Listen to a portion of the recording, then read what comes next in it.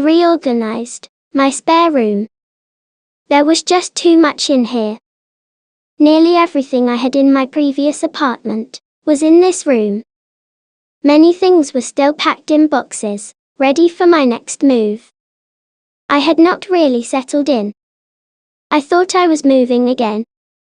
I had been told that I was gonna be here, only temporarily.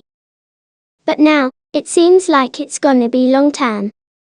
That's good, because I love my church, so I can keep going there. I never really had much stability in my life. It was always moving, moving, moving. Like this was my 5th move in only 5 years. But I've moved way more often than this too. And I always kept on being transferred from school to school, as if no one really knew what to do with me. So, I've been to 8 schools. 5 primary schools, and 3 secondary schools. I had to go to the hospital on Tuesdays, for therapy, and another place on Thursdays for therapy, so I didn't go to school on these 2 days, for the time being. Plus with all the social workers coming, documenting my life. And the social workers were always changing, it was a lot. Can't I have privacy? Always moving, different schools, being put in the hands of strangers that don't really seem to understand me, although they are called professionals.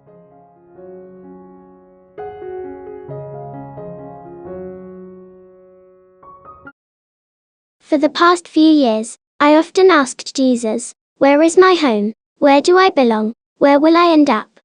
Always aching to go home, but without knowing where my home is. Not really belonging anywhere, not really fitting in anywhere, no stability.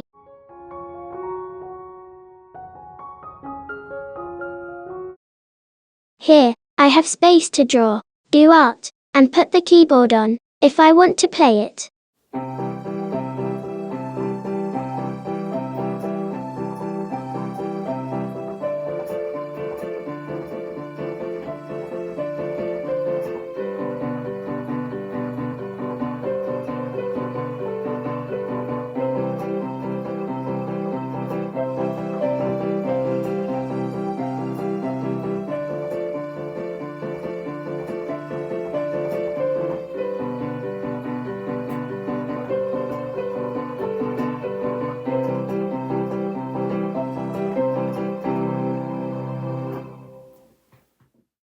I'll show you the toys that I kept.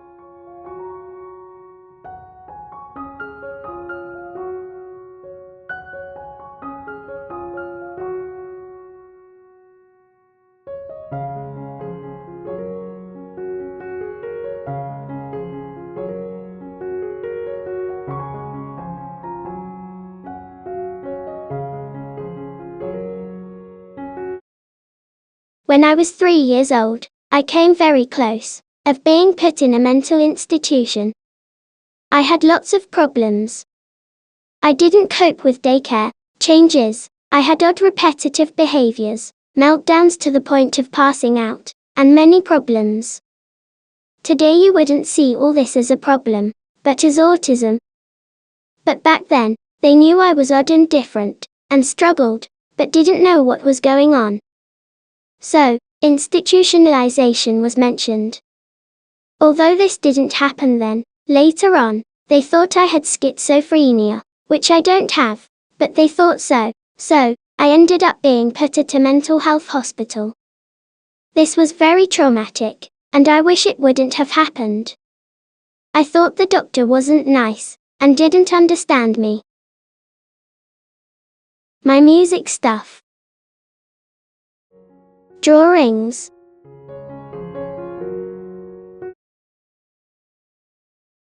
I make mazes.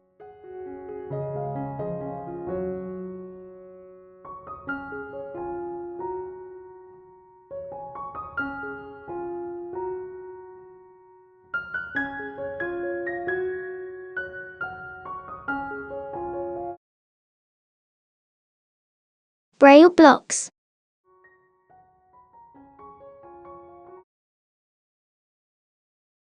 My Portuguese books.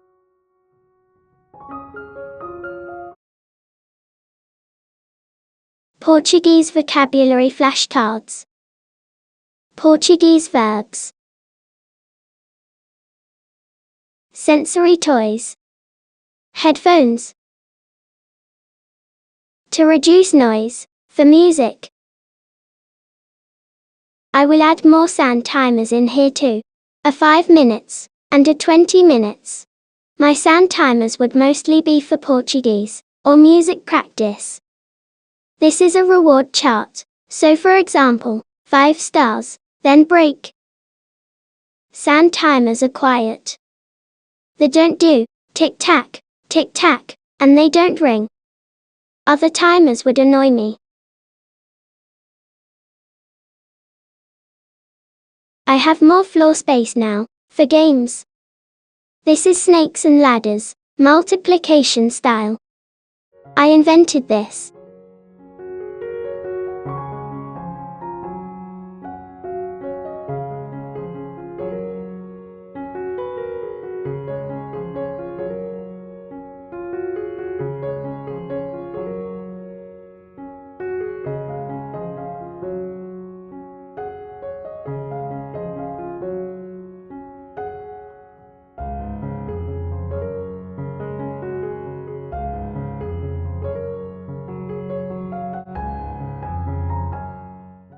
Three groups of 9.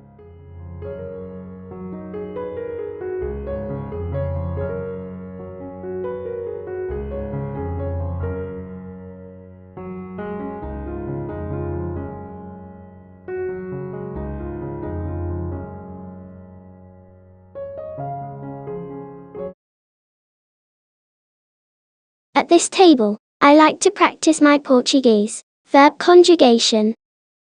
I'm very good, because I memorized the flashcards.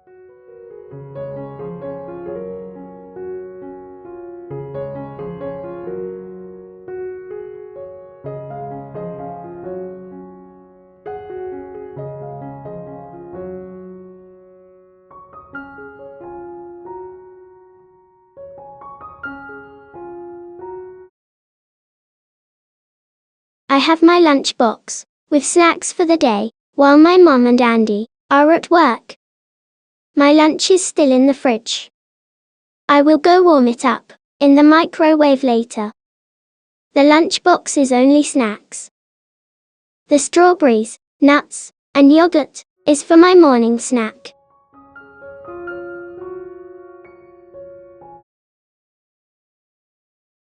Unicorn ice packs. I may not eat everything, but it gives me many options.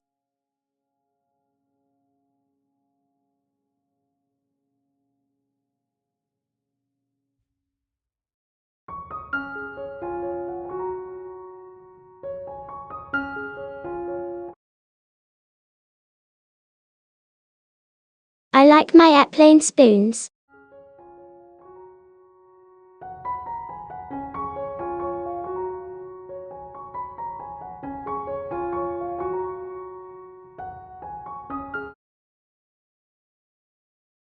My form of autism is very complex. I usually don't sit on big chairs, or it doesn't happen often. So, I have this table here, that I can eat at.